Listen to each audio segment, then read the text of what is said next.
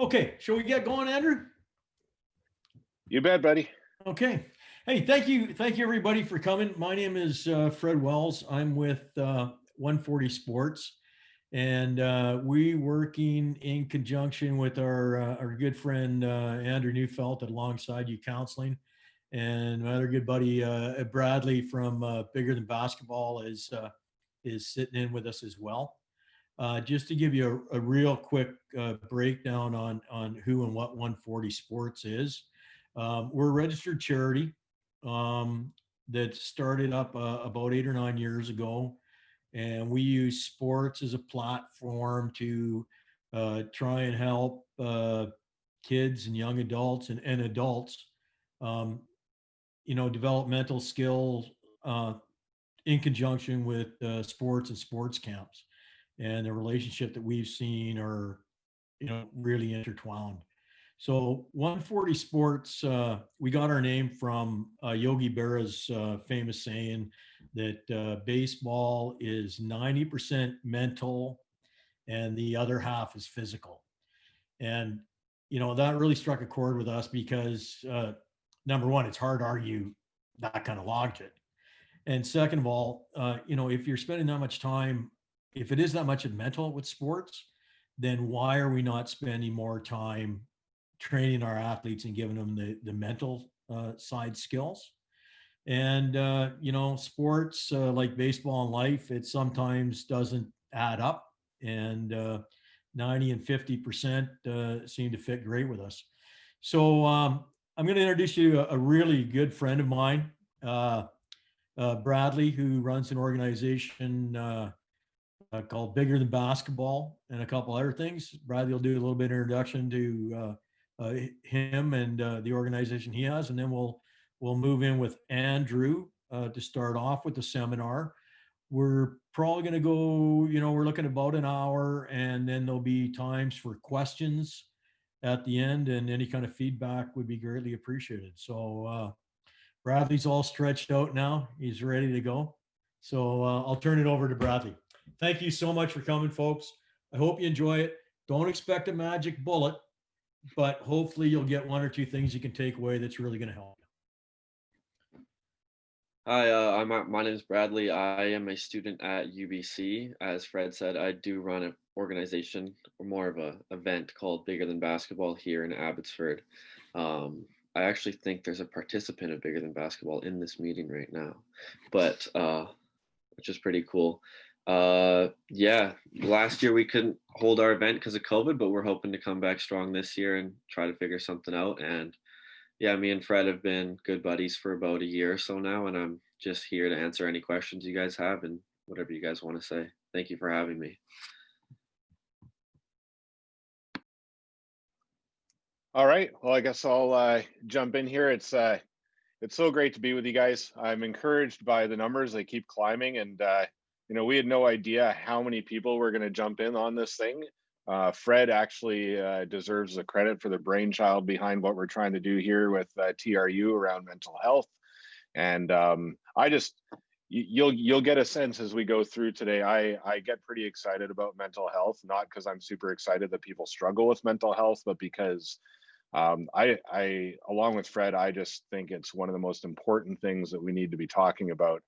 And I know the history in mental health is that people don't talk about it. And so today, I'm going to throw some slides up in a second here, but today is about understanding mental health. It's about talking about it. It's about understanding what's going on. I'm a bit of a brain geek, so we're going to talk neurobiology to try to understand what on earth is driving some of this stuff.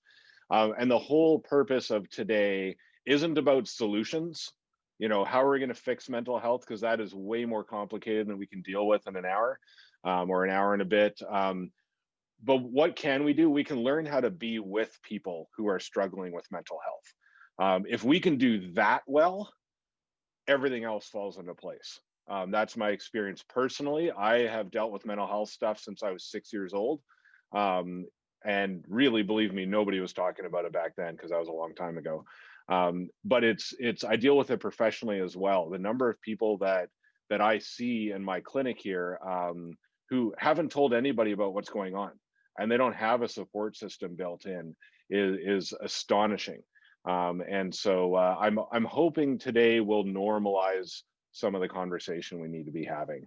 My belief around mental health, and the statistics support this idea, I would say, is that really we're all here because we're not all there. I used to live in a little town called Point Roberts. It's like a little mini Alaska. It's a little piece of the United States that is attached to Canada. And there is actually no way to get between Point Roberts and the rest of Washington except driving through Canada. And that was their slogan: we're all here because we're not all there. And so I've completely stolen this idea from them and supplanted it into mental health because I think that's really true. It's okay. None of us have it all together. And if we can just acknowledge that and learn from each other and support each other, we'll actually do all right. And so, okay. So every time you do a workshop or a presentation, you realize something you've forgotten. I've done this so many times in person and online that I kind of forget some of the steps, like one of them being actually plugging in my second monitor so I can show you the slides. So give me 1 second here. As you can tell, I'm super polished, but that's okay. This is how this goes. So momentarily, my slides will appear if all goes well. I also got a new laptop shortly after Christmas here, and I'm still working out a few of the kinks, but here we go. All right, so there, I think we're back in business. So now you should be able to see my slides and a much smaller picture of me. My slides are probably prettier than I am, so we're all winning if this is what's going on. And so this is the talk for today, is talking a bit about mental health 101. I said mental health 101 partly because I still remember being in my 101 classes at UBC many years ago. But that's really where we're starting, is today is about getting a very basic understanding of what mental health is, and then talking about what to do with it on a very basic level. So we start somewhere, and then the next two workshops we're going to do in the following weeks are going to build off of this. They're still great. If people couldn't come to today, it's great for them to join us, and that's fantastic. But there is some content that's going to build. But that's where we're at. So today is not about individual strategies, it's on humanity. How do we be with each other as we're struggling with mental health? And on your screen now, you'll see our logo. Very briefly, I find it's helpful for me when I go to talks to have some idea of who this person is and where they're coming from. I'm a registered clinical counselor by trade. I've done a whole slew of other things before that. But alongside you is an integrated mental health clinic here in Delta, but we serve people across Canada online. We've done that since our inception, and certainly in the last 8 months or so since COVID hit, we're doing that even more. Our whole reason for being, the reason we opened up, is because we wanted people to access mental health services and we wanted the barriers to be gone. I worked in public mental health. I'm glad it's there, but I got tired of saying no to people. And so we are open to all ages, all diagnoses. Everybody's welcome. We operate on a sliding fee scale based on people's income. We have a subsidy fund called the Step Forward program that subsidizes our services, because we realize that even our sliding fee scale is out of reach for some people. And the whole goal is that anybody can come and that money is never a barrier. And so here's a bit of a list of what we do. It changes every day. But our whole goal in starting up was to never have to say no to somebody because of money. And 5 and a bit years in, I'm ecstatic to say we've never said no to somebody because of money. And we've done over $350,000 of subsidized services with no outside funding whatsoever. And that's what gets me out of bed in the morning, because as somebody who's struggled with mental health for 34 years, I know I had a whole lot of that period of time where I didn't get the help I needed. And so I'm hoping that we're filling some gaps. So this is a bit weird. I mean, we're all used to Zoom by now, but I get very tired of hearing myself talk very quickly. I know some people get tired of hearing me talk very quickly as well, and that's okay. So I want to try to make this as interactive as we can.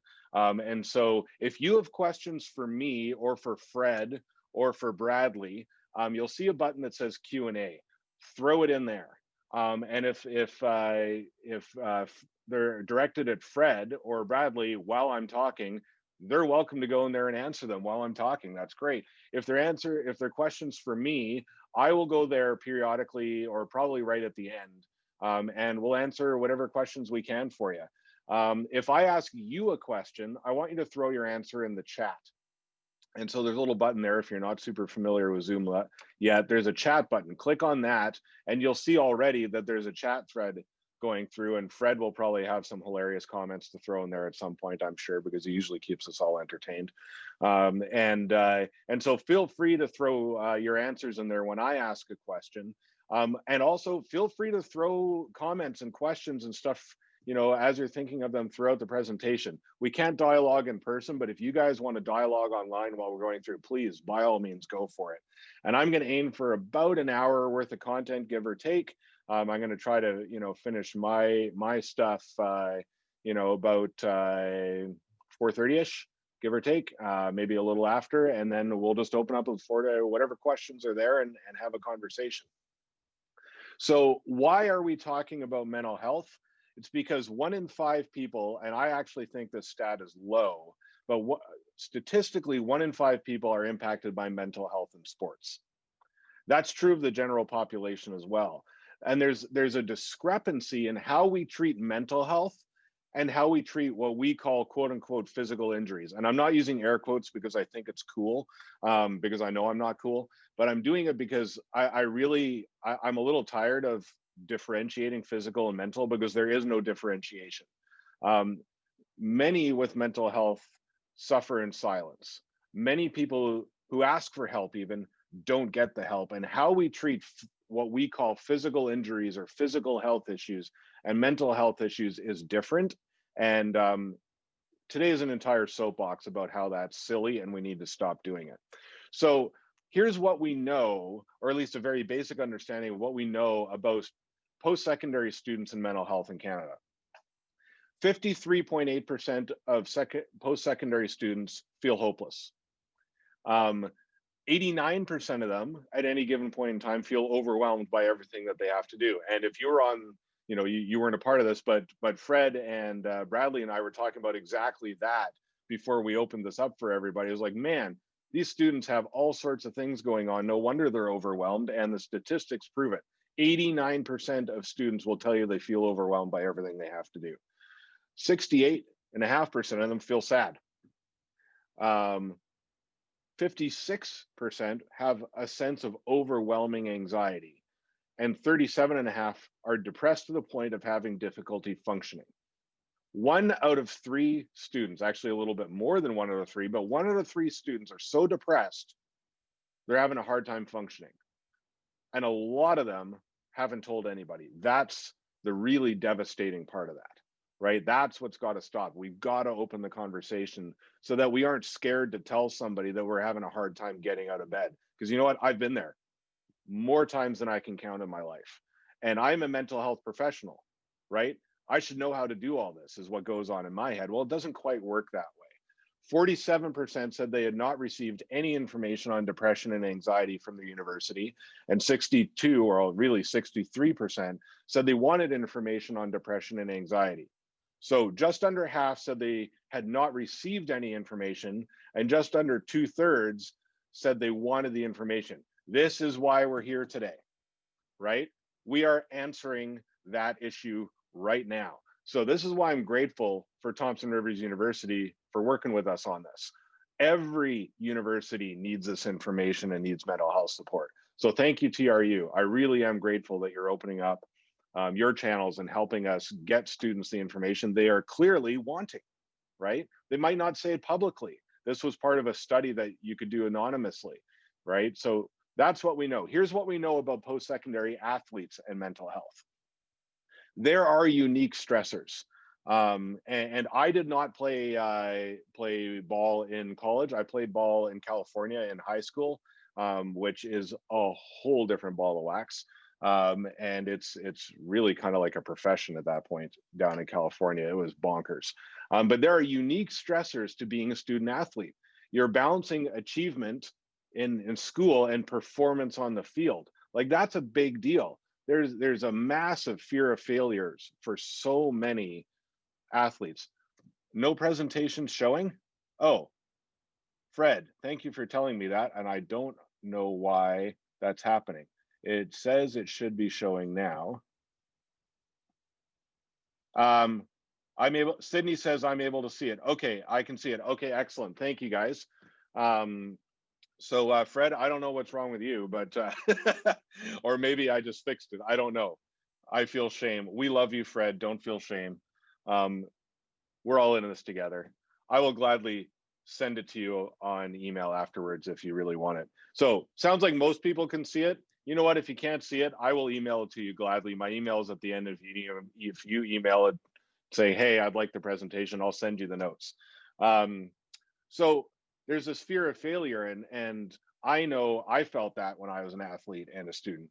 Fear of letting the team and teammates down, right? You know, there's upsides and downsides to team culture and to the relationships on teams. One of the downsides is we really generally do fear letting our teammates down if we feel we're not performing. And a lot of students, and this is a little bit different in Canada, but it's changing. But I know down in the States, man, so many athletes are so scared of losing their scholarships if their GPA drops, because they will lose their scholarship if their GPA drops. And so these are some of the unique stressors from athletes. And then there's body image, substance use. Athletes are less likely to use illegal drugs, but they're more likely than the general population to use alcohol. Eating disorders are really common, and exercise addiction. This is one of the most common co-occurrences when somebody has an eating disorder, and I see it a lot. And I have friends and family who are athletes in college. And my sister was a Division I softball player down in the U.S., and she saw it all the time. Exercise addiction in addition with eating disorders. It's a huge issue. Certainly in the US, there's less research on it in Canada. But what really comes in with all this is a challenge to identity, right? There's this identity as an athlete, and then there's this identity as a human being. And sometimes when athletes and students are exposed to these stressors, those two become at odds. You know, if a mood or performance slips, the identity gets challenged. And that is one of the things that often drives the struggle with mental health.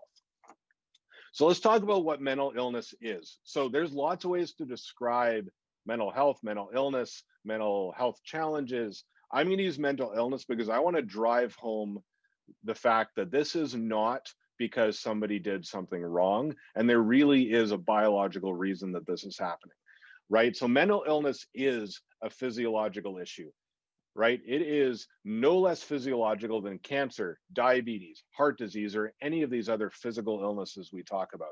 And it affects not only our physical bodies, but our brain function, right? We don't have time today, but there's something called polyvagal theory. There's a researcher down in the US called Stephen Porges. And as a part of his research, he highlighted the fact that our brain, through the brainstem, connects with something called the vagus nerve. And that goes down your spine and literally connects to every single major organ in your body. So there is no brain-body separation that we still like to think about, right? It does not exist. Our brain and our body are literally connected inextricably, and the signals go both ways, right? Our brain impacts our body function, and our body function impacts our brain function. And both are inextricably tied and really, really important. And the other thing we need to know is that mental health, it is a real struggle, and it is a continuum. It affects everybody similarly yet differently. And there's many symptoms, and people may have all or a select few of them. This is why, like, sometimes you hear, well, they don't look depressed. I can guarantee you when I was depressed, nobody else knew. I was a really good actor. I knew how to play the game. In fact, I'm still pretty good at it. But also, like, not everybody who's depressed looks depressed or are sad all the time. That's not what this looks like all the time. So mental illness, what it is And this is, it's still a theory because we can't like subjectively start messing with people's brains. There's like ethical problems with that. And so the leading theory and the best evidence we've got is that it's an imbalance of neurotransmitters, serotonin, dopamine, and norepinephrine in the brain, right? These are the happy chemicals. These are the neurotransmitters in our brain that impact our mood and thought patterns and anxiety and all of that stuff. And this is particular to depression and anxiety, but they're common factors in any mental illness. And what we also need to know is that mental illness is the leading cause of loss of function in our society. Like, let that sink in for a second. Mental illness causes more time off work, more time out of school. It costs our economy more money than any other illness on the face of the earth. Depending on what study you look at, mental illness causes the Canadian economy a loss of between 32 and 64 billion dollars every year. Billion with a B. That is huge. And it is across every age, every gender, every social class, every culture, every country in the world. It does not matter who you are, where you come from. You are just as susceptible to this as anybody else. I don't care if you came from rich families or poor families. I don't care if you're white, black, brown, doesn't matter. This affects all of us because we all have brains. So this is a picture of the part of our brain. So in the middle, I call it, it's the synaptic cleft there that you'll see on the screen. I just call it the big swimming pool of chemicals. And so the way our brain works with neurotransmitters is you'll see the little blue blobs on one side. Those are the neurotransmitters on the production side. And they go through the voltage gated calcium channel into that synaptic cleft. And that is where the brain absorbs them, right? Our brain needs a certain level of these neurotransmitters to function properly. And on the red side there, you'll see the postsynaptic cell. Those gates there are the ones that pull the happy chemicals out of the swimming pool. And so we don't actually know if people's neurotransmitters shift because they're depressed or anxious, or whether they shift and then people get depressed or anxious, because we can't subject people to this. What we do know is that no matter what's happening, whether it's because of or as a result of, we're not getting enough of those. We're not getting enough serotonin, dopamine, and norepinephrine in our brains getting absorbed. We also don't know, and it's probably either or both, we don't know if it's a production problem on the producer side there with the blue blobs, or if it's a reception problem on the red side with the red blobs.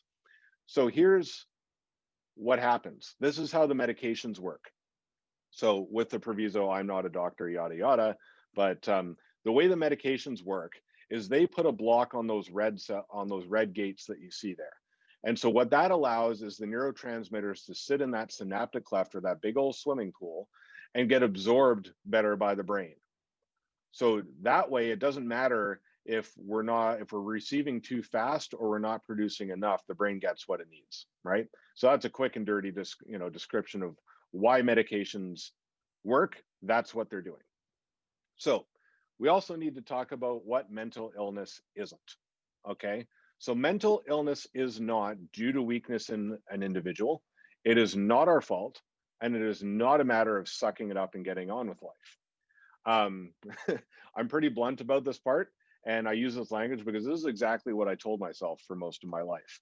Well, this is just happening to me because like there's something wrong with me and I'm weak and this is my fault and I just need to suck it up and get on with life. I am very proud of my German Mennonite heritage. We know how to work hard.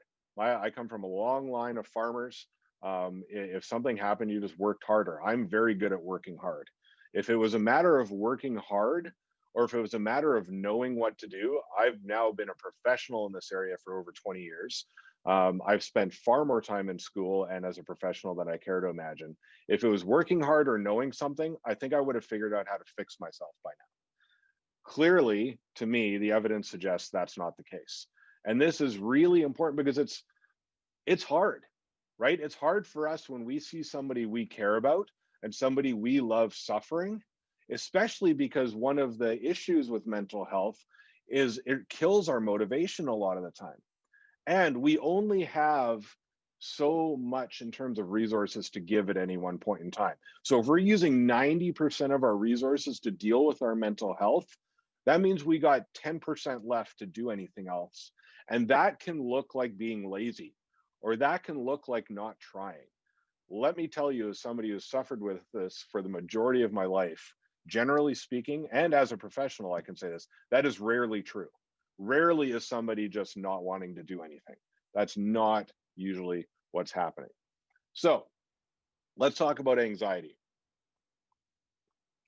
So what you should know is that anxiety and depression account for over 80% of the mental health diagnoses in Canada. That's why we talk about anxiety and depression so much. We're going to talk about a bit of PTSD as well. But anxiety, here's a list of symptoms, right? People generally feel panicked. They're scared, they're uneasy, they have problems sleeping. Maybe they have cold or sweaty hands. I know for me, if I'm really anxious, which is what I deal with most days, I can go between feeling hot and feeling cold to the point where I kind of feel like, man, am I having some form of menopause? I don't even know. Well, actually, I do know it does exist, but I know I'm also not having that right now. It's kind of crazy making. It makes you feel like something is super wrong with you because your body is doing all kinds of crazy things. You know, shortness of breath, heart palpitations, inability to be still and calm. I mean, I have a hard time sitting still on the best of days. When I'm super anxious, it's bad. You know, dry mouth. There's a reason I always have a glass of water next to me. And it can actually get to the point of feeling numbness or tingling in your hands or feet. I mean, I've actually gone to the doctor because I go, oh my goodness, like I can't grip my hands properly. Or like when I get out of bed in the morning, like I feel like I'm about to fall over. And lo and behold, it's anxiety. Students can show up in behavior, right? If they're anxious, they might not tell you that they're anxious, but suddenly they're skipping school a bunch, or they're skipping practice, but they're not telling you anything's wrong. They're breaking things, they're getting into fights, they're agitated all the time, right? This can also affect performance in sports, right? So when I played ball, I was a pitcher. Um, I don't know how many of you are pitchers, but if you have, you're probably going to recognize yourself in this story, I imagine, where like you wake up one day and you're feeling okay, and you go to the field and you're prepping like usual, and you walk up to the mound and you can't throw a strike to save your life. Now, here's the thing. By the time I was playing ball in grade 12 in California, I'd played baseball for 13 years and played baseball for at a fairly high level. When I played in BC, I played on the rep teams. You know, I went to the provincials and things like that. In the US, I did the same thing, and I played at a pretty high level. I didn't suddenly forget everything I knew about pitching, right? And you see it in the major leagues as well. I know a couple of the guys in the majors from having played with them. Um, like pitchers in the major leagues will have the same problem. They'll walk up there, like Greg Maddux. Well, now I'm dating myself, but Madison Bumgarner, he'll walk onto the mound and suddenly he can't throw a strike to save his life. You see this in I'm blanking on his name now. Starts with a K, plays for LA. Just absolutely pitches the lights out during the regular season, walks onto the mound in the playoffs. Kershaw, thanks, Fred, and can't throw a strike to save his life in the playoffs. Or suddenly everybody's hitting home runs. Like these guys who, like, man, I've been around some of these guys. Like they made me look like I couldn't play t-ball when they when they play. It's unbelievable. Like they don't suddenly forget how to pitch, or hitters. They don't suddenly forget how to hit a ball like one day to the next. It's anxiety. That's what's getting in the way. And this is how impactful it is. It can literally drop your performance into the ground for no discernible reason other than you've got anxiety. So depression. Depression has some similar things. It's just got a slightly different flavor. Low mood, low energy, problems sleeping, lack of enjoyment in previously enjoyed activities, difficulty concentrating, low sex drive, isolating from friends or family, and suicidal thoughts. And again, a lot of students aren't going to talk about this. It's going to show up in their behavior, right? It's going to show up in lack of performance on the field, or they're not going to want to hang out with the rest of the team, or they're not answering their phone, they're not going to school, or their performance is slipping, or who knows, it can take all sorts of forms. I mean, my hope is that they're going to start speaking up. You know, Tyler Mott, who's one of my favorite guys on the Canucks for all sorts of reasons, he finally came out, you know, last season and said, listen, I deal with anxiety.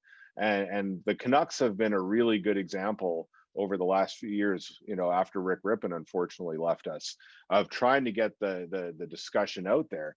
The more we hear this, the better everybody else is, because it happens to anybody, right? So yes, we are recording, and absolutely, we can get a link out for people who weren't able to join us today. That's exactly why we're recording. Thanks, Neil. Great question, and absolutely. So I want to talk about PTSD as well, because I think it's important to talk about, because in my experience, it's really underdiagnosed in children and in youth and in adults in the workplace setting. Many people might maybe not fully qualify for a PTSD diagnosis, but they'll exhibit symptoms. And lesser symptoms are also sharing similar brain function, especially in youth and anxiety. So it's good for us to chat about this. And some of what I'll talk about in terms of PTSD and brain function also is true in anxiety, and they're not mutually exclusive. I've never been to a mental health professional to diagnose this, but what I can tell you, having I do this sort of diagnosis, is like some of what I've struggled with mental health in my lifetime has actually given me symptoms of PTSD. So sometimes people have PTSD symptoms just from struggling with mental health, because it can be that severe. So the problem with PTSD is that it's stored throughout the brain, and therefore it can be hard to target. And there's a wide array of symptoms and a wide variabilities in how they present, right? So here's a brain picture about a whole bunch of different structures. And what you need to know about this is that there are lasting effects of trauma on the brain. And it can show in long-term dysregulation of norepinephrine and the cortisol symptoms. So cortisol is the stress hormone in your brain and your body. And in different vulnerable areas, such as the hippocampus, which you can kind of see in the middle there, and in the amygdala, which you can see below it. Well, actually, it's actually next to it in this particular picture. Amygdala is the fight or flight response center, but it's really the emotion center of the brain. And it's the part of the brain that tags memories with emotions. And there's the medial prefrontal cortex that are also affected by trauma, right? And so you'll see the arrow stress. Stress goes straight to this system in the brain. And the entire purpose of this system in the brain, it's the limbic system between the hippocampus, the amygdala, the hypothalamus, pituitary gland. Its entire purpose is to sense danger, right? And so symptoms of PTSD include, but aren't limited to, intrusive thoughts, hyperarousal, which is all that means is you're walking around with a giant warning system going, oh my gosh, is there danger? Right? Flashbacks and nightmares is what you stereotypically see in movies if people are being portrayed as having PTSD, and they absolutely are a part of it for a lot of people, but not everybody with a PTSD has it. And absolutely, Bradley, I have an intentional issue, but thank you for bringing that up. Robin Lehner and Corey Hirsch have been awesome about talking about some of this stuff. Sleep problems, impaired memory function. Impaired memory function is a huge piece. Impaired concentration and heightened startle responses. So areas affected by the brain impacted by PTSD is really the overstimulated amygdala is a huge piece. And it's related to the identifying survival related threats, right? So again, the amygdala is the part of the brain that tags memories with emotions. And after the trauma, we can get stuck in a loop where it continues to identify everything as a danger and a threat, right? The amygdala's job is to keep us safe. And here's the other challenge, is that the amygdala and the rest of the limbic system have absolutely no ability to distinguish between danger and fear and anxiety. So someone like me who has a raging anxiety disorder, my brain thinks I'm in danger 24/7 and it acts accordingly. Right? This is not helpful. Let me tell you, this is not helpful. And so here's an example. Like I use this example because it doesn't bother me anymore, but it happens with silly things as well. So when I moved to California in grade 11, I was not well. I was severely depressed. And lo and behold, this gorgeous girl took an interest in me. This was also not normal for me because I know this is shocking for all of you on this call who see me. I go, Oh, he's a ladies' man? No, I really was not. And I'm well aware that that's probably not at all what you're thinking, and it's totally true. I was not, nor am I, a ladies' man. And this girl taking an interest in me was like, holy crap, this is going to change my life. This girl likes me and she's cute. And I went headline, foot sinker, everything into this relationship for all of 2.5 months, because that's how long these relationships lasted. And so when we started dating, it was 11:11 p.m. on November the 11th. I kid you not. It just happened to be that. I happened to look at the clock. I don't know why, how, whatever, but that got burned into my memory. The amygdala tagged that emotion to my brain. So after everything stopped in a train wreck, after we dated for all this like 2.5 months, um, every time I would see 11:11 on a clock, my brain would go right back to the breakup and how awful I felt. And let me tell you, how awful I felt was me literally lying down on my driveway at like 11 or midnight, crying my eyes out, like not moving. That's how bad this was in terms of how I responded. And that's not super, it's a little embarrassing to say that, but it's literally, that's where I was at. That's how bad this was. And so this continued well into my late 20s. I was married, I had kids, and still every time I saw 11:11 p.m. on a clock, boom, my brain and my body and my heart would go right back to that moment of the breakup, and I would feel it in my body because my amygdala had tagged that memory with that emotion. Even though I was sitting there going like, I don't care about this girl anymore. In fact, she married a friend of mine and they got kids and they're happy, and I'm actually happy about that for them. I actually happy that they're happy and they're living a good life. Like, that's awesome. Um, but my brain would do this. And thankfully it doesn't do it anymore, because let me tell you, you notice times on a clock more often than you might think if they have a memory associated with them. I couldn't believe how often I would notice this on a clock. But anyways, that's an example from my life about the brain doing this. The other thing that happens in PTSD is an underactive hippocampus, because what happens is when we're stressed, our cortisol goes up and it actually starts killing off the cells in the hippocampus. And this makes it less effective at making the connections needed to store memory. And this keeps the body and the mind stimulated, neither receiving the message that the threat is over. So this is part of why my brain kept doing that for years after, is my hippocampus was not where it should be. And actually, I studied with one of the leading researchers on hippocampal regrowth when I was at UBC. And so back then, this was almost 20 years ago, everybody thought she was nuts that the brain would regrow itself, but we now know it does. And so this is why, even long after the threat is over, people's brains continue to react the same way, is because their hippocampus has been damaged and the stress hormones have kept killing off the cells. And so the brain and the body never receive the message that the threat is over. This is why self-care and this is why stress reduction is so important in mental health, is because that is the antidote to our hippocampus dying off, okay? So areas of the brain impacted continued. What also happens is something called ineffective variability, right? Constant elevated stress hormones interferes with the body's ability to regulate itself and keeps the sympathetic nervous system on high alert and leads to fatigue across the body. This is why when you're struggling with this, your whole body might hurt, or you might feel exhausted all the time. It's because it literally is making your body feel this way through the stress hormones and the way the body and the brain interact. So yeah, Neil, Royal Halliday's documentary I've heard really is along the same lines, and I would love to watch it because, man, he was one of my heroes in terms of pitching, and is just such a sad story. So what to watch for? Obviously, we're all not mental health professionals running around assessing people all day, nor should we.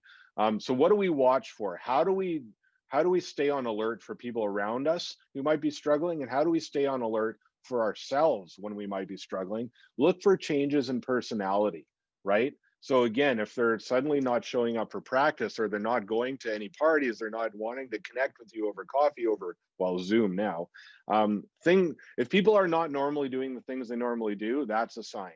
Changes in interests. They've been gung-ho and now they don't want to play ball anymore. That's a sign. Isolating, mood changes, changes in appearance or eating habits. As gross as this might sound, people stop showering, when they're really depressed or they're really anxious sometimes, and maybe they, you notice a change in their hygiene, or they're up all night, or their sleep's inverted. Um, Drug or alcohol use and an increase in that, right? So again, if you go back to the statistics, university athletes are less likely to use illegal drugs, more likely to drink on average. When you introduce mental health, that gets accentuated, right? Increase in physical health problems and complaints. The number one physical health complaint with anxiety is gastrointestinal issues, right? So if people are in the bathroom a lot, that might be a sign. Strange beliefs outside the cultural norm, hyper religiosity. Outside of the cultural norm is really important, right? Different cultures describe illness differently. And so if you go to First Nations culture, you go to Asian culture, you go to white Anglo-Saxon Protestant culture, you're going to get different descriptions of what's going on, and some of them might seem outside the ordinary. So we have to try to understand it from the person's own culture and perspective. But again, we just want to watch for some of these things that seem a little bit at odds with what we're used to. So let's talk about suicide, and we don't have time to really go into this comprehensively, but we need to be aware of it because suicidal thoughts are really common, especially something that we might call passive suicidal ideation is the technical term for it. But people who don't actively want to kill themselves, but they really are just getting tired of being around and tired of struggling all the time. And so passive does not mean less serious. So this is one of the hard things, right? This is the juggle. We don't want to freak out if somebody tells us that they're thinking about, thoughts of suicide or harming themselves. At the same time, we don't want to just go, oh, they'll be okay, and just not think about it. It's kind of holding that in the balance. So what do we do? So don't freak out. My number one tip, listen to what they're trying to tell you. The number one thing people need when they're in that place is somebody who's going to sit there, not freak out, and just listen to them, right? And you also want to be honest with them about your concerns for their safety, right? This is important. It's okay. And it's important to tell them, listen, man, I'm worried about you. I get that this is where you're at, and I don't think any less of you. And I'm not going anywhere. In fact, I'm going to be here even more so now, but I'm worried. I'm worried you might hurt yourself, and I don't know what to do about that, right?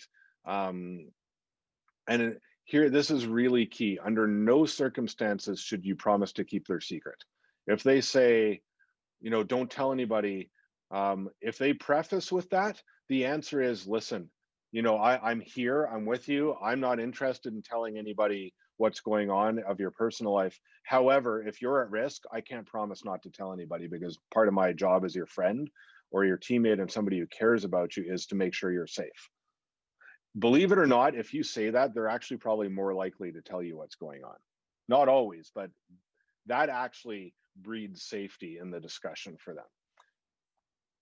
And if you're concerned for their safety, help them get to a hospital or a mental health professional. If they refuse, call 911. It's scary to call 911. I get that, but if you have no other course and they're refusing help and you're really worried for their safety, call 911. That's what it's there for. It's not as scary as it seems. I've lost count the number of times I've called 911 at this point. But it's really important. Don't assess risk yourself. Leave it to the professionals, because it's one of the hardest things in the world to assess. And it takes an immense amount of training that actually not very many professionals even have. And so we don't want to be trying to assess the risk. We want to be trying to open the conversation, encouraging them to go get help, right? That's the important bit. And acceptance is really what people struggling need, right? This is what folks suffering with mental illness need, and what we need to offer each other: unconditional love and acceptance. But we have to first accept ourselves, right? Like, this is hard.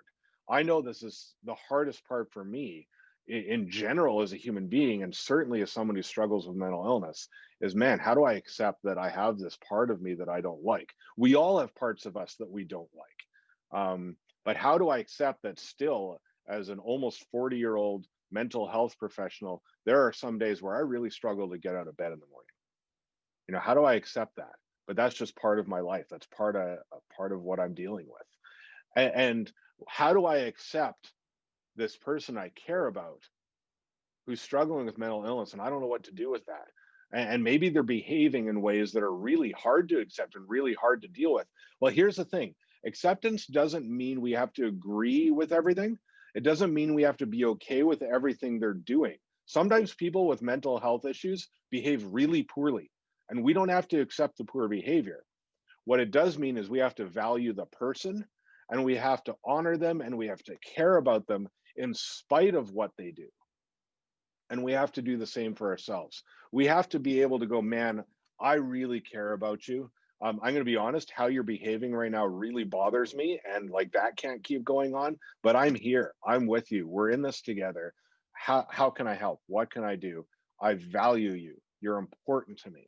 We can split that. We can split valuing the person and loving the person and needing the behavior to change. They might not acknowledge that yet. So we got to keep trying. And they need compassion, right? This is the heart of human connection, along with acceptance. And we have to remember in the midst of this, I mean, this is tough, right? Like I get this both in my professional life and in my personal life. Somebody asked me once, like, how do you like all your clients? And I'm like, man, if that was a requirement, I wouldn't have a lot of clients. I don't like all my clients. In fact, there's some of them that like I don't like very much at all, but I have compassion and I care for them, right? We don't have to be best friends. We don't have to want to hang out on a Friday night, right? And this is true for you guys. You don't have to like all these people. In fact, I guarantee you don't like everybody on your team. That's okay. We don't have to like the person, especially in the moment, who's struggling with mental illness, but we have to remember that they need compassion. And we have to remember that all behavior is communication, right? I want to say that again. All behavior is communication. People often behave terribly. And sometimes this is the case with mental illness. And there's always a reason. And this is especially true, I find, with youth and younger kids, but it's true of adults as well. If you don't have the language for something, you're going to act it out, right? If we don't know how to describe something, we are going to act it out. And sometimes how we act it out is not very productive, but we're trying to get the message out to the person that something ain't right. And it's still more socially acceptable to behave poorly than to say, man, I'm struggling with depression. I'm struggling with anxiety. And if we can just change that, this all gets easier. This is why I go on the mental health soapbox, is like, why is it more acceptable to yell at somebody than to say, man, I'm really struggling with anxiety or depression right now? Like that makes no sense whatsoever, right? We are not privy to the pain and suffering of others unless they tell us. And they will not tell us if we are not safe. And to be safe, we have to show empathy, not sympathy. So if you have time, go to YouTube and search Brené Brown empathy. It's a 3-minute video. It is well worth it. I just threw it in the chat window. Go there, watch it. It helps describe the difference between empathy and sympathy. And it is so important because empathy drives connection. Sympathy breaks connection. And that is the number one thing people need who are struggling with mental illness, is they need connection with other human beings who give a crap and will sit in it with them, no matter how hard it is, right? And this is the core of what's needed. I can tell you now, my background is actually in marriage and family therapy, and there's some fascinating research on pain and relationships out of this profession.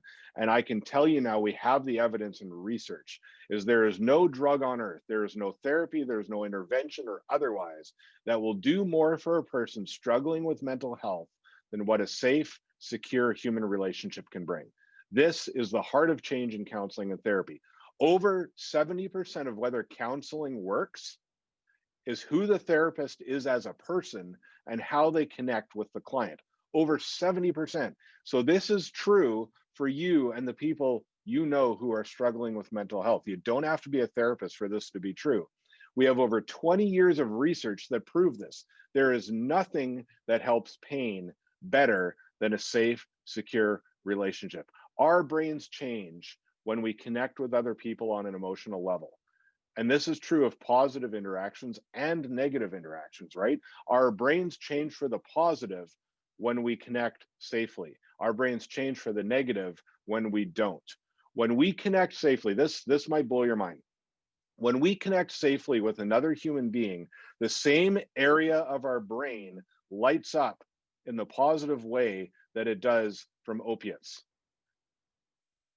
This is, in my opinion, this is why people get hooked on opiates. So by connecting safely with other human beings, we can actually give people the benefit that opiates do without them getting hooked on opiates, right? And this is what I love about connection through sports, right? The camaraderie, the team focused, it's so good. It builds community as long as we do this right, right? As long as when somebody's struggling on the field or off the field, we don't just turn around and pardon my French here, but we don't just turn around and tell them to get their shit together. Like, that is not helpful. There's a role for motivation. There's a role for pushing each other. But when somebody's struggling with mental health, the last thing they need is for somebody to turn around and just say, hey man, you really need to get your shit together. Like, they already know that. If we can harness the amazing connection out of sports, we can change people's lives. I can tell you, being on sports teams changed my life. I actually don't know, to be honest with you, whether I'd be alive right now if I didn't play sports. And as I say that, I'm actually starting to tear up. That's how important sports were in my life. And I was the world's best athlete. I was pretty good with baseball, but I was not a major league ball player by any stretch of the imagination. My teammates changed my life. When I had nothing else to look forward to, when I was depressed and suicidal, I actually looked forward to getting onto the baseball field because it's the only thing that I looked forward to at that point. And that literally was a lot of my high school years. I didn't look forward to anything else. That is how powerful this is. And it wasn't because of the baseball. I don't have that killer instinct in me in terms of sports that I know some of my friends who have gone on to do it professionally do. I never had that. I did sports because of the relationships. I just happened to be okay, at playing them. The relationships were everything. This is why what we're talking about today matters, right? This is why I'm focusing on connection. If we do this right on our sports teams, we can save people's lives. I know personally people who have ended their life who played sports. And I know personally people who have chosen not to because they played sports. That is how much this matters. All right, I got to skedaddle. So how do we help? You can tell I get on the emotional, passion soapbox a bit here. So, forgive me, but here we go. Here's how we help. Be curious, build relationships. This is how we do this right. Ask open-ended questions. Avoid, are you depressed? And instead stick with observations, right? Hey, lately I've seen you do an X and, normally I see you do this and I'm wondering, is everything okay? Right? Are you doing all right? Tell them what you notice, not wonder what's wrong with them, right?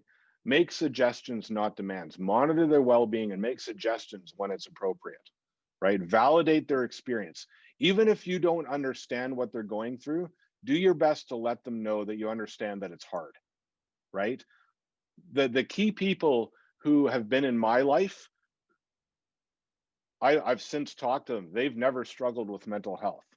There are certain people in my life that I will tell you right now, I would not be alive today if they were not in my life. And they didn't understand a thing about what I was going through at the time. But they cared and they knew it was hard and they were there. That's what matters.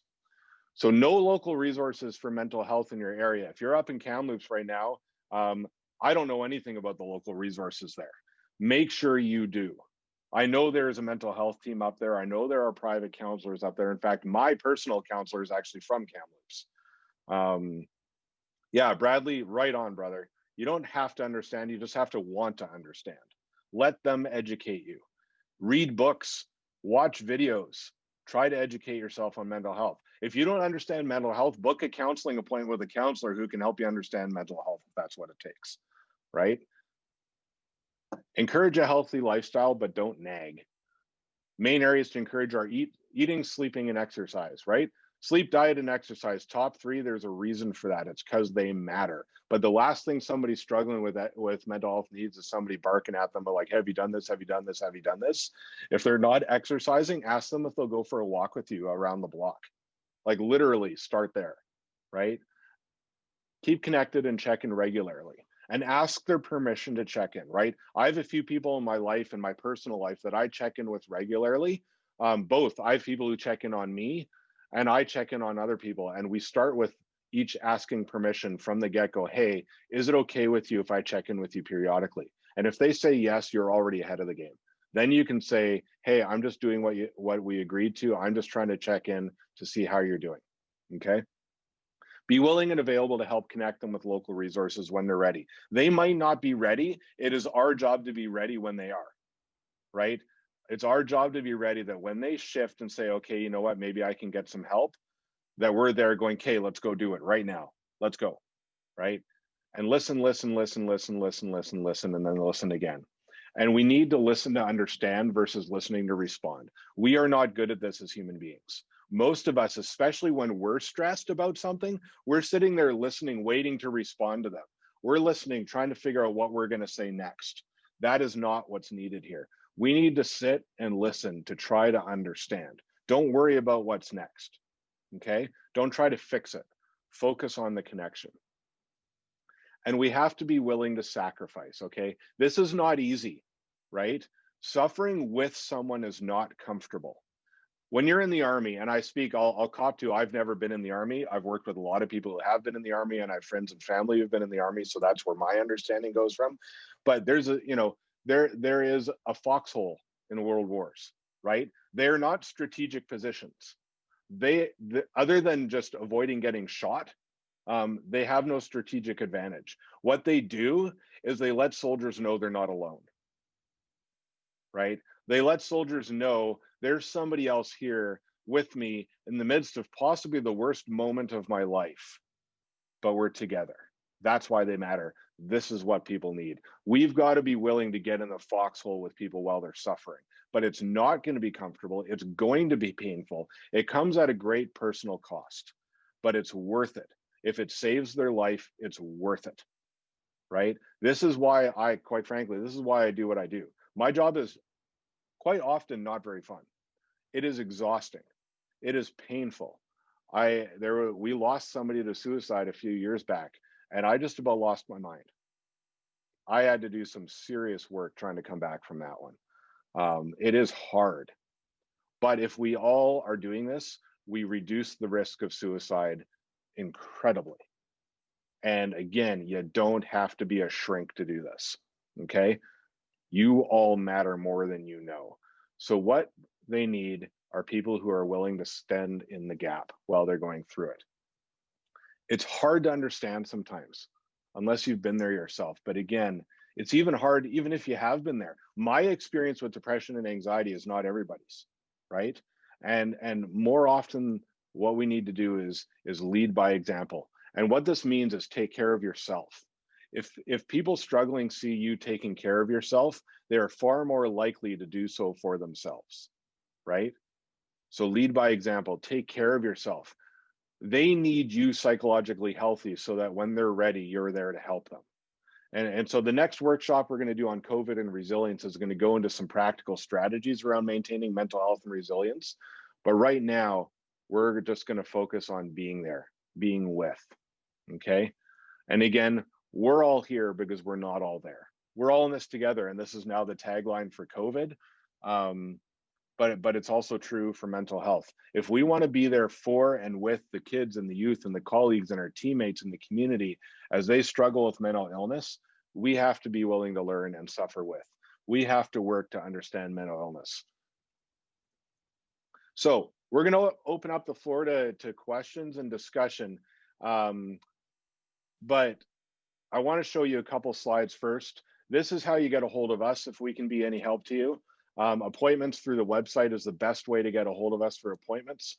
My email is there. If you want a copy of any of the slides, like I will fire them to you, no questions asked, if that would be helpful. If you have questions for me after this, I'm happy to take them by email even after today. I would ask for your forgiveness if it takes me a little while to get back to you. As you might imagine, I'm kind of inundated with emails right now, but I'm more than happy to get questions or help any way that I can. It just might take me a little bit to get back to you. I would love to invite all of you to our conference next week with National Hope Talks. Fred and 140 Sports and us and a bunch of other organizations are all getting together to put on an online mental health conference. This is the third year we've run this. First year was in Calgary. Last year was in Calgary, Edmonton, and here in Delta. This year it's Canada-wide online. We want anybody and everybody from any walk of life to join us. The entire point is talking about mental health. Everybody's voice matters. You don't have to be a mental health professional.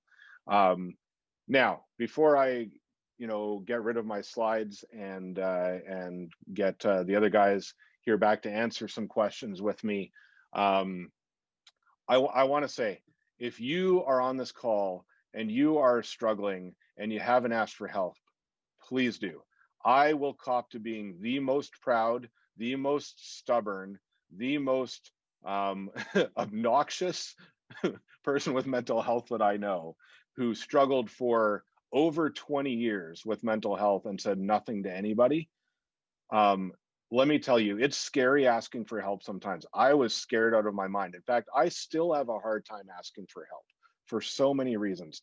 Man, if I could go back and ask for help when I was 6, 10, 12, 18, 22, oh, the difference asking for help has made in my life has been life-changing.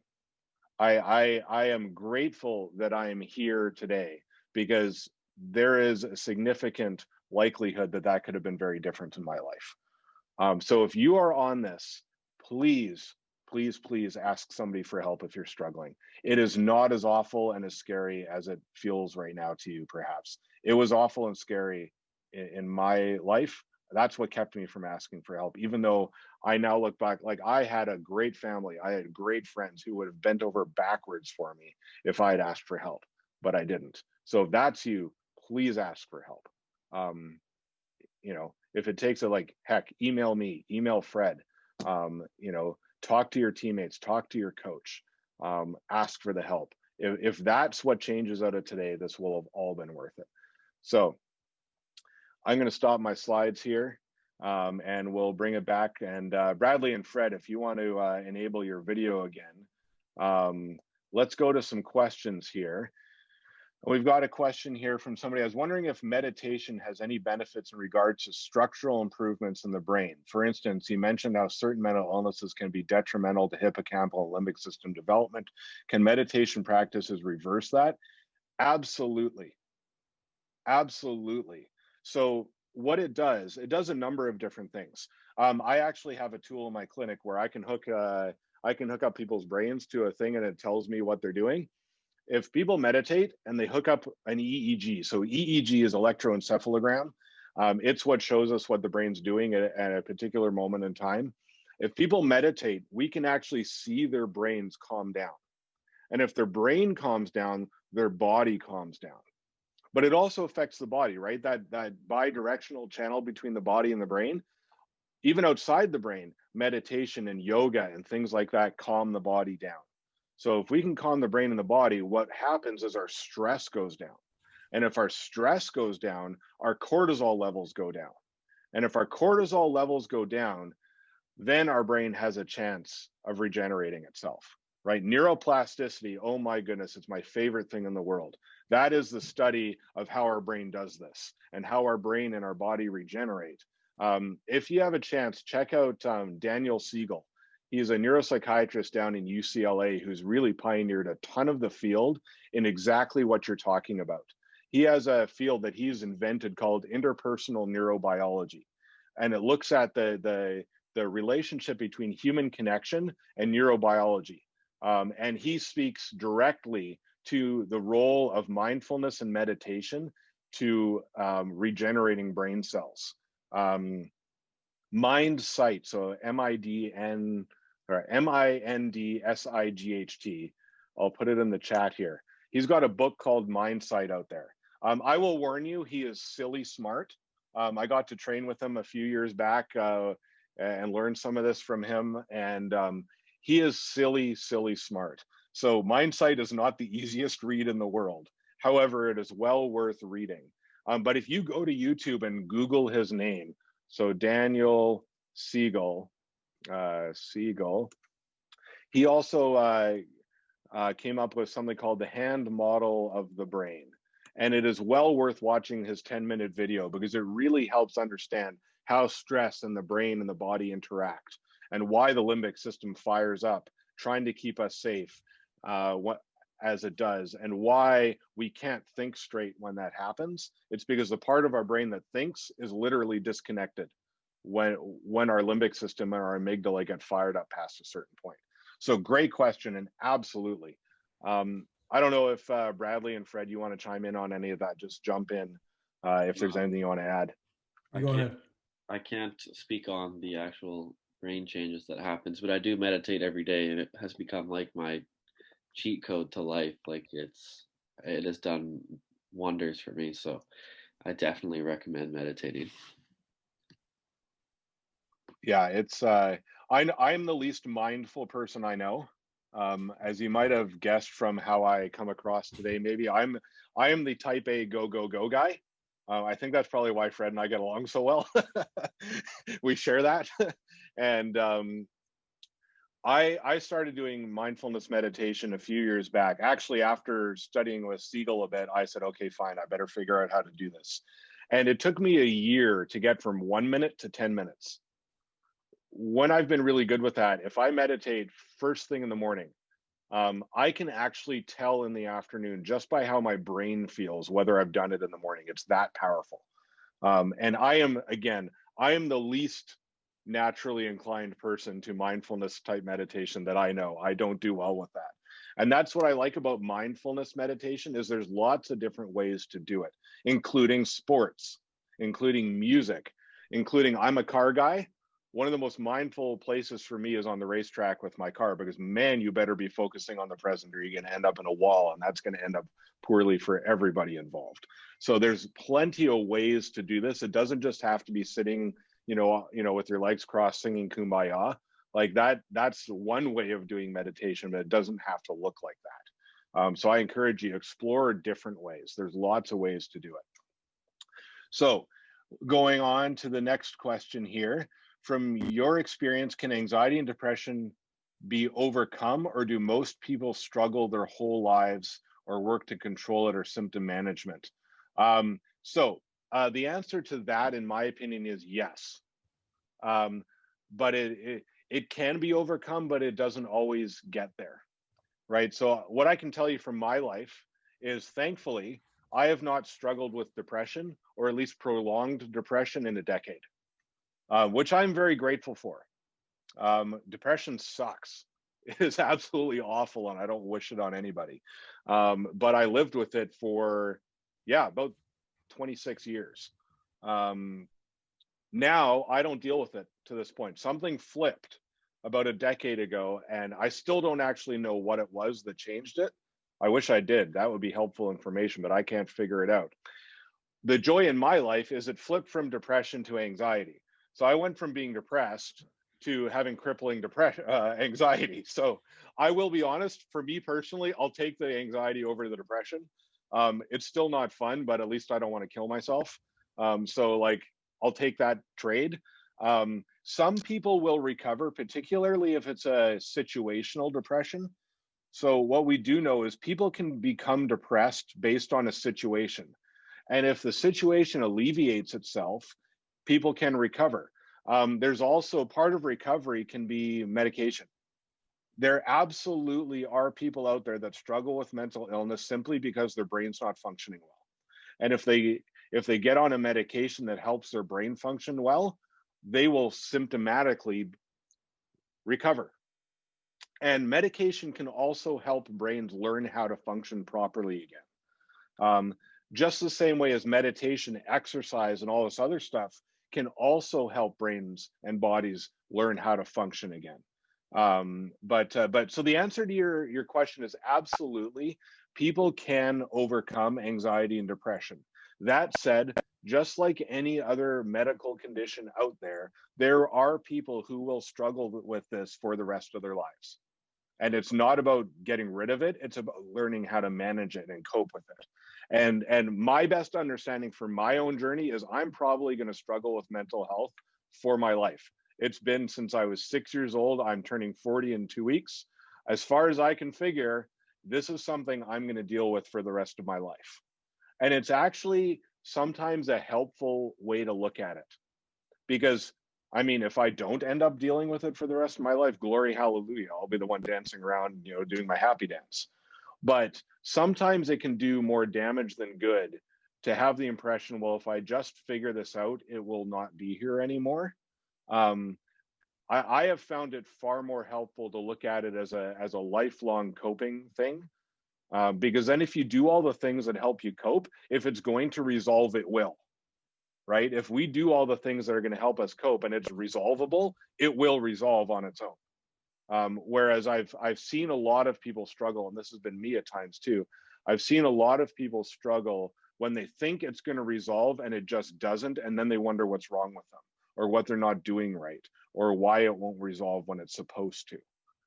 So that's my answer to that question. Hopefully that's helpful. I don't know if Bradley and Fred, you want to chime in at all on that?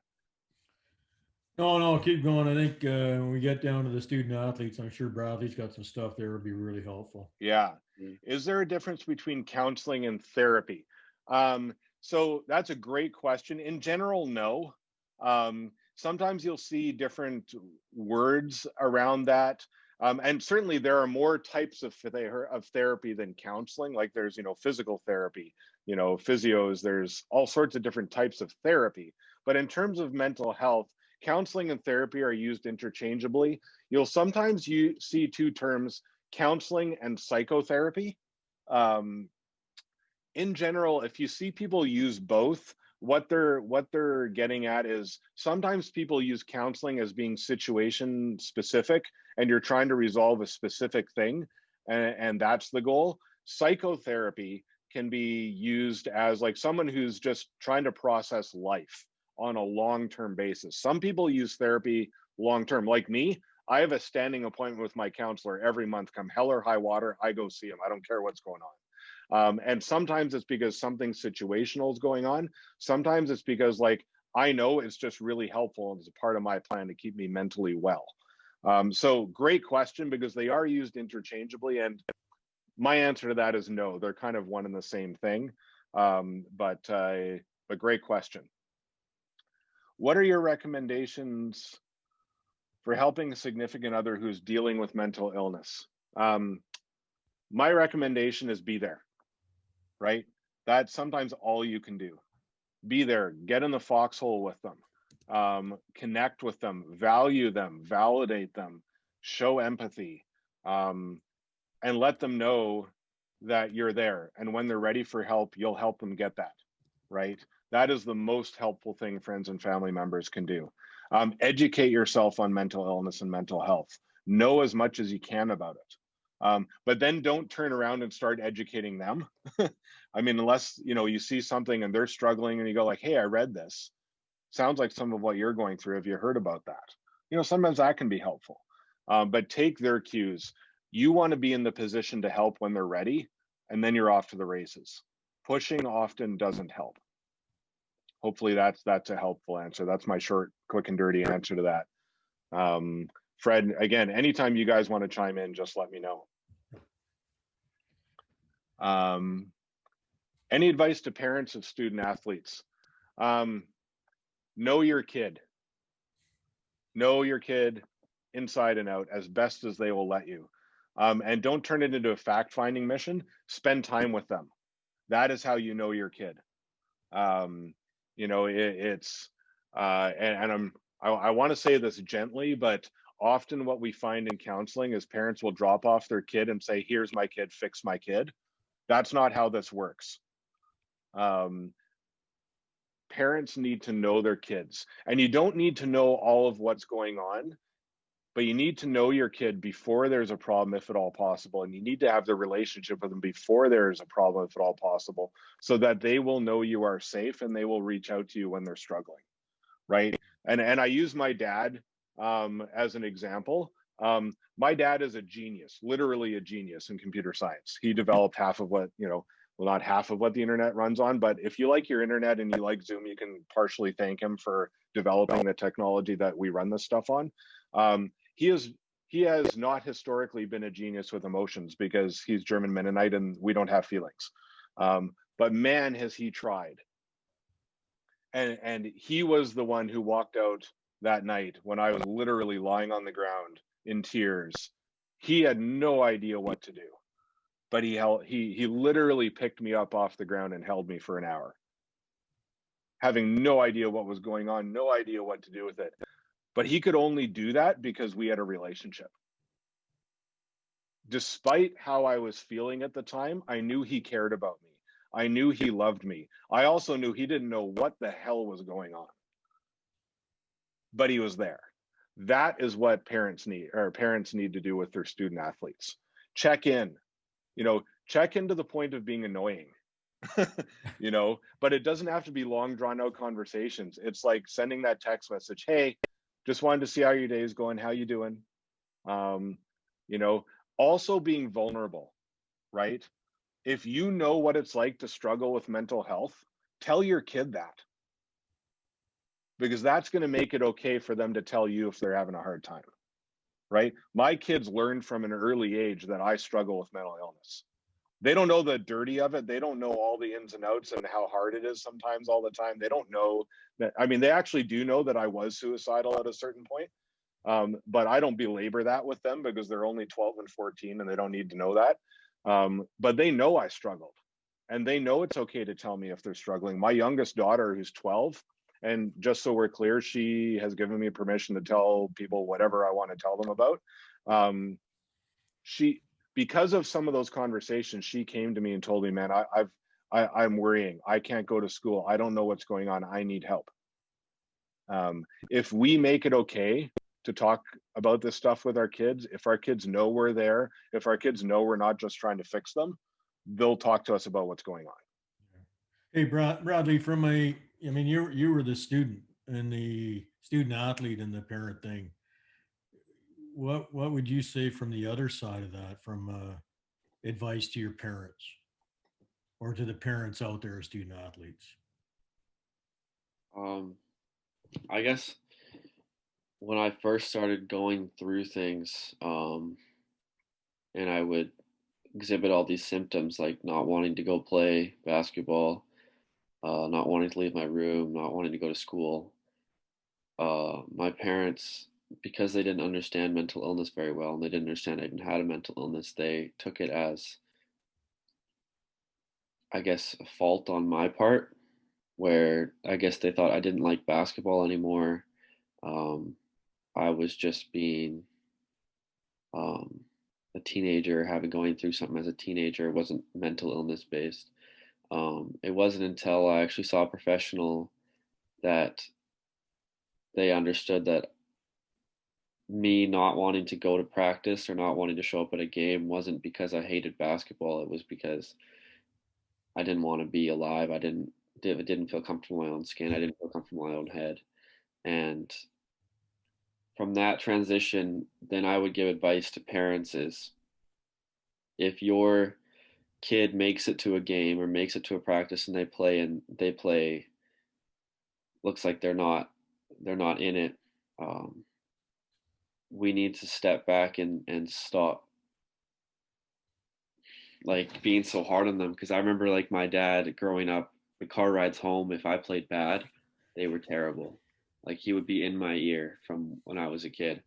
And so if your if your kid is struggling with mental illness and they made it out to their game today and they played and they put their best effort forth, even if they didn't play good, you need to congratulate them and be like, I'm proud of you for making it there today.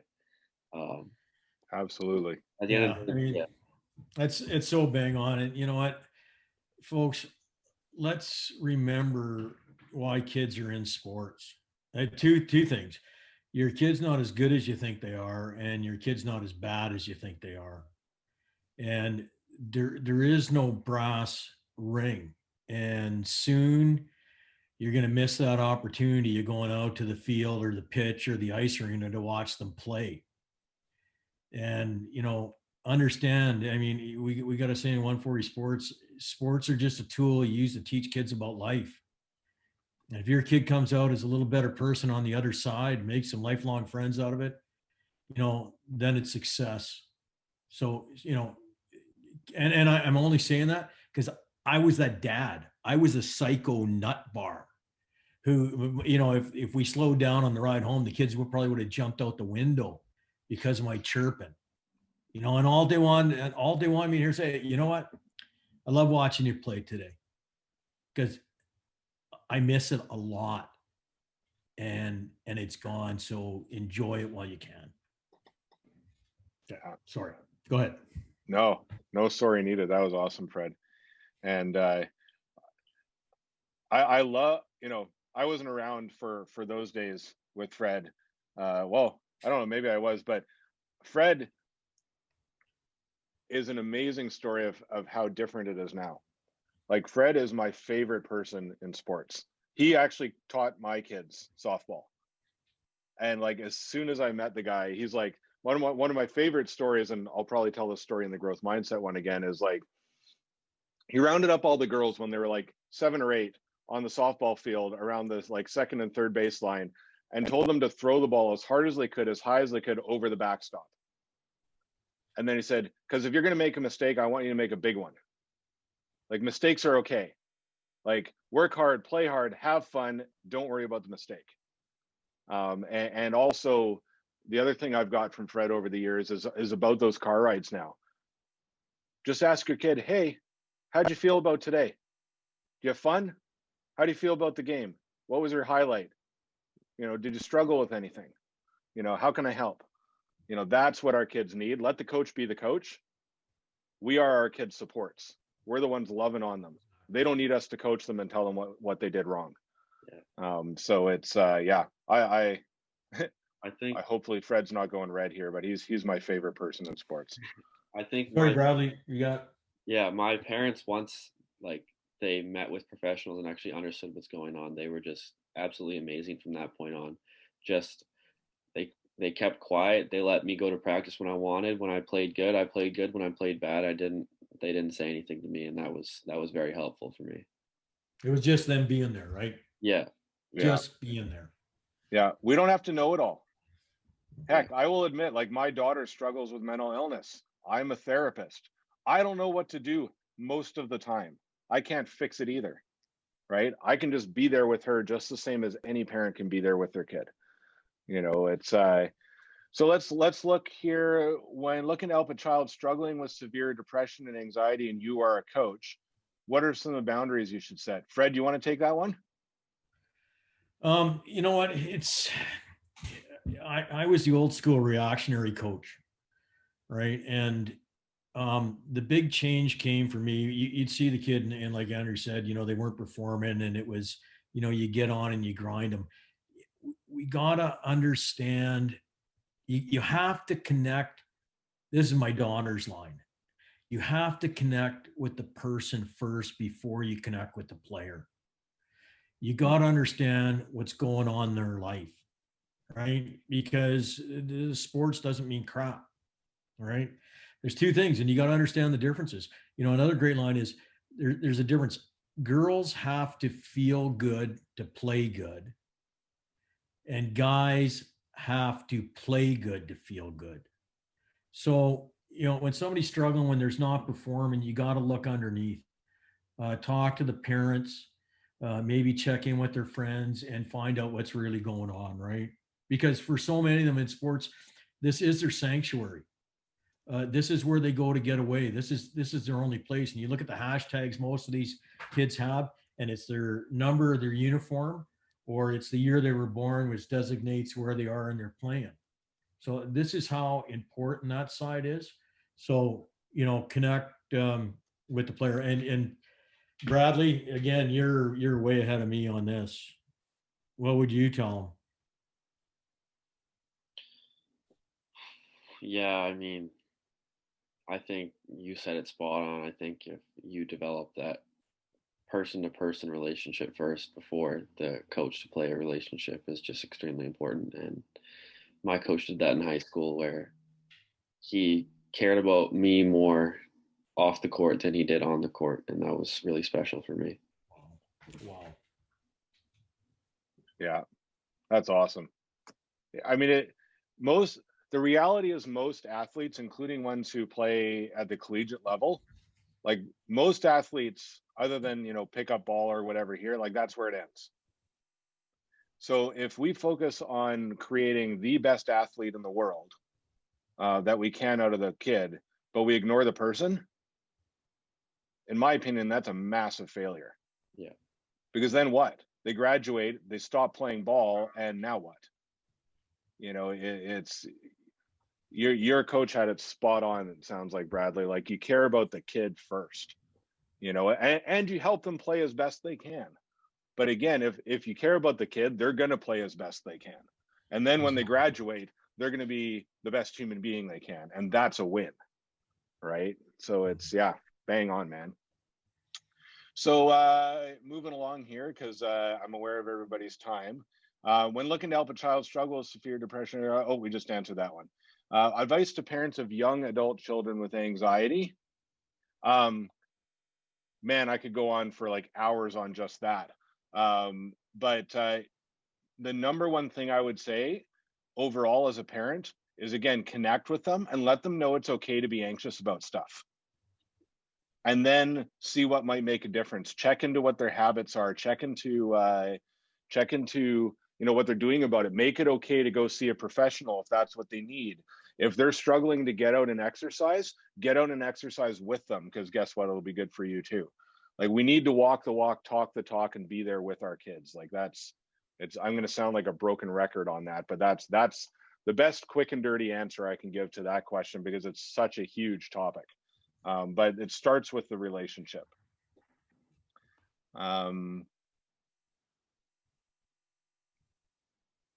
So, Bradley, I wonder if you've got an answer for this one from Haley here. Do you have any recommendations for a student athlete to avoid that potential hole they could fall down, and any tips for not getting into that anxiety or depressed state?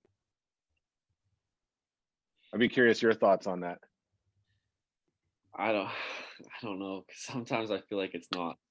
I don't personally know how to avoid it. I mean, I could say routine checkups, even if you're doing well, like even if you're in a good state, you still want to see somebody and talk to somebody.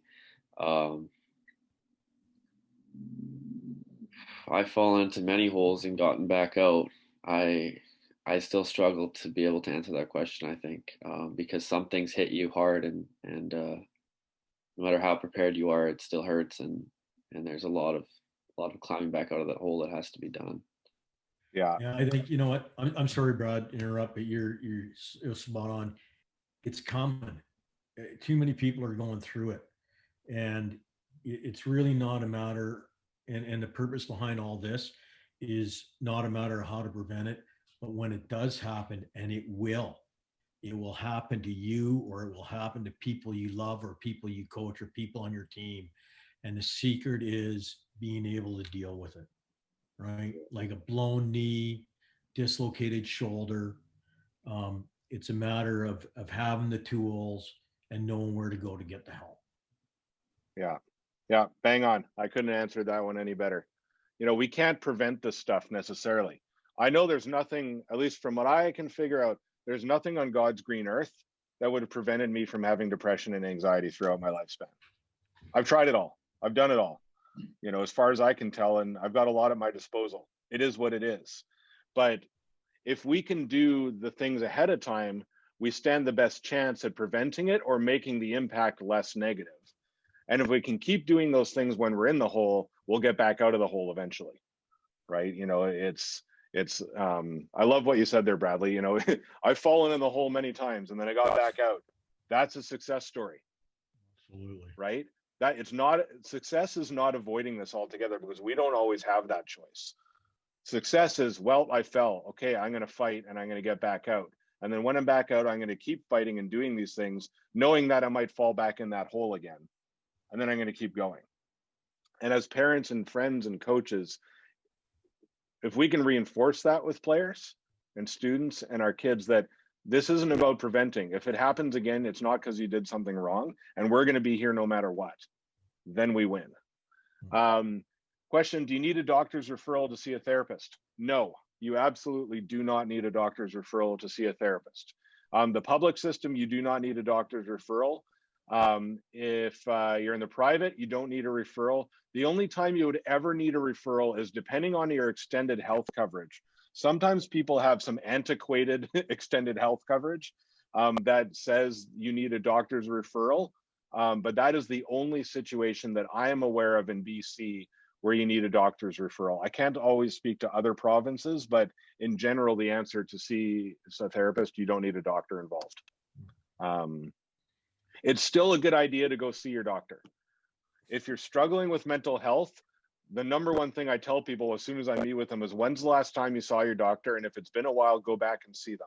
Because we want to make sure there's not something goofy in your blood work or in something else that is leading to your struggle with mental health, right? So both are important, but the doctors are not the gatekeepers for therapy. Renee asked a question, and it is a big one, so I asked her to email me that. If you're wondering the answer to Renee's question, email me and I will gladly answer it for you. But absolutely, learning how to communicate well is important. The final question we've got here is, how do you approach your significant other if you think couples counseling is needed, but they are averse to your therapy and don't feel comfortable discussing your issues with a stranger? Oh my goodness, if I had $1 for every time this happened. So here's my advice. If you can't get your partner to go on your own. You can't do couples therapy one-sided, but you can certainly influence a relationship with one out of the two. So absolutely, if you're struggling and your partner won't go on your own.